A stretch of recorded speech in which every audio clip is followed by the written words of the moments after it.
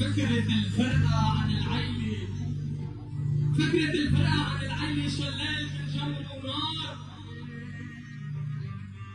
ونعمة الحلوة من الليلة رح ننزفها من بال البال، وعفرالها بدمعة بتروي بسرعة قصة شمعة حلوة وعندها كتير اخبار. امك وبيك هاللحظة شو كانوا ناطرين الفرح ممزوج ببحر من الحنين.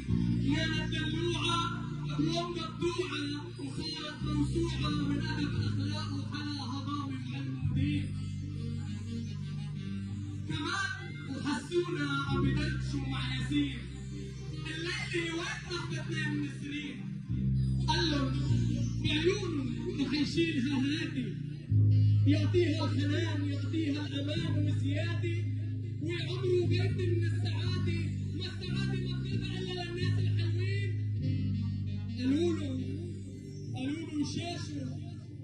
شاشو رح تبقى لحالها، منانا كانت مثل خيالها، والبيت كيف رح بيكون من دونها؟ ما الفرح بيزورنا كرمالها. تنهد ياسين وقال عيلتنا كسبت رجال بكل معنى الكلمة، هادي آدم وابن حلال. يا عريس ما بدنا نوصيك مثل ما عرفناك بالوفا خليك. ربنا وصانا وصول الأمانة وأمانتنا عطبق الماط عم نهديك. يا عريس وعدت تشيلها بعيونك، وعد مني هي رح بتصونك حتى وقت جنونك. يانا جوهرة وبيها جوهرة روح